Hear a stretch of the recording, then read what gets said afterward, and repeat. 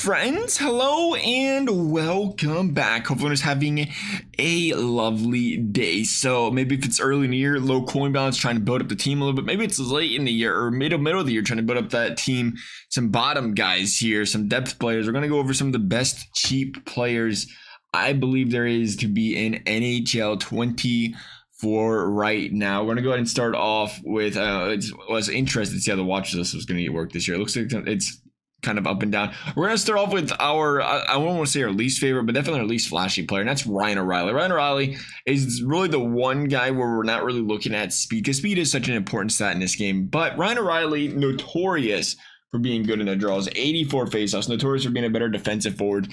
So I like having a guy like Ryan O'Reilly just for the fact that he does win the faceoffs, and he's a guy that, he's not a guy, he's really a team filler. He's not a guy I'm looking to kind of keep first line, second line, third line, but more of a fourth liner, and then more of a guy, when you can find guys like that, more of a guy that it's a fourth liner, and then you throw him on your penalty kill that can win some important faceoffs for you, and so on and so forth. Then we're going to move on over to Matt Duchene. Same story, different year. The 81 overall, Matt Duchene has the 90 speed in this game. His shot's very serviceable for a low overall. I mean, he's 83 by 82 on wrist shot power, wrist shot accuracy. His faceoffs, the faceoffs are kind of in middle of the pack. It is what it is. But again, when you're getting these low, cheap guys, they're not really going to be flashy in a lot of areas. If you can get a guy with 90 speed, he's going to make a difference. He's going to be able to burn by some players' defenses. And a lot of that can be once you get close to the goal, close to the crease. The shot can mean a little bit less. So you can just, forehand, backhand, or, you set up for an easy tap in one timer. So we'll see there. That should be a good option, I think. Matt Duchene is. Then we're going to slide on over to the 82s. We're not going to go higher than 82s. Now, right now, 83s, they're still pretty pricey. Maybe down the road, they'll go down a little bit. There's a lot of sets that require them. So we'll see how that goes. We're going to jump over to the 82s. Pierre-Luc. I left me some Pierre-Luc, but he's a little slow for our luck. You know what? I didn't look at Chris Kreider. Chris Kreider used to have speed back in the day, right? He's got 86 speed, 83 shot. His shot's not terrible, but we're gonna pass him up because he's, a scumbag. I didn't mean it, Chris Kreider. I think what they mean to say is he's a goon, and he's mean to my Blue Jacket players. He's really mean to a lot of players. But you know what? He's one of those guys, to be completely fair, he's one of those guys, if he's on your team, you love him. If he's not on your team, you hate him because of the way he plays. But, that's the beauty of having some guys in sports. You got to have those kind of guys, those villain-esque players. I like it. I think it makes hockey more exciting. So good for him being the kind of person he is on the ice. We don't know the kind of person he is off the ice. So, you can't judge a guy by that at all. On the ice, though, man, we can knock his teeth out because he's not on our team. Nonetheless, we're going to go to the 82s. We're going to start with Clayton Keller. I like Clayton Keller. He's got 89 speed. He's got a really nice shot. 85 accuracy by 85 accuracy. 81 on the wrist shot power. 81 on the slap shot power. The power's not there. It's okay, though, because the accuracy is there, I think. And I think he's got average power still for guys around this range. But he's got stellar speed. So I think Clayton Keller, good pickup there. Again, going to the speed direction here. How about Cole Caulfield? 88 speed. But more importantly, he's got plus power. He's got well above plus accuracy. He's got a stellar card. For an 82 overall, he's got one of the best cards in this game. The problem is, again, as we know, with a guy like Cole Caulfield, he is a little smaller. But typically, earlier in the year, when you're building these kind of teams, you can't afford to go a little bit smaller on the wing. We're seeing with guys like Gianto with Martin St. Louis and so forth on the wing. Like, these guys are burning players.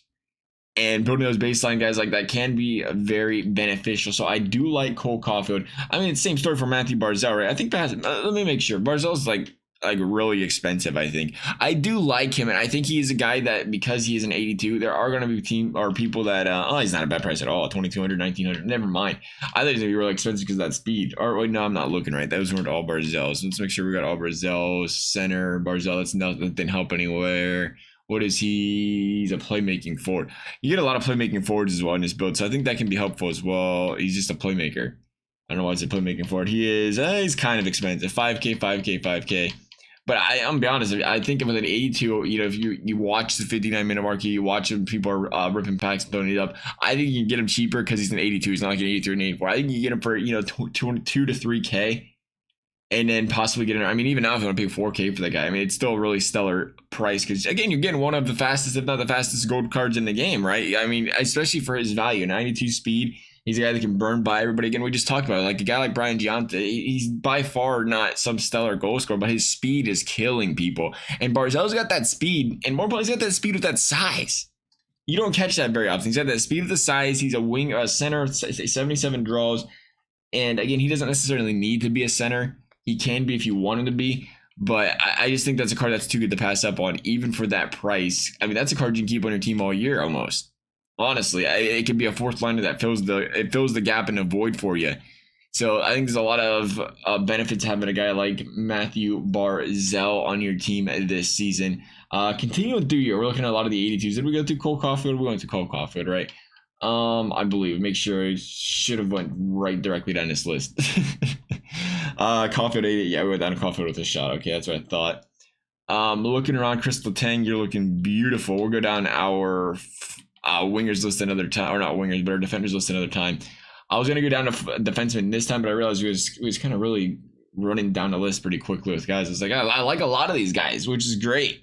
It's good to have a lot of guys that you like. I like Martin Necas as well. The 88 speed, 83 in accuracy. He's average across the board on everything, minus the speed. But he's got a lot of speed for a guy that's 6'2". Again, you know, if you can get speed with size in this game, boy, is it so important. So a guy like Martin Necas is a beautiful pickup.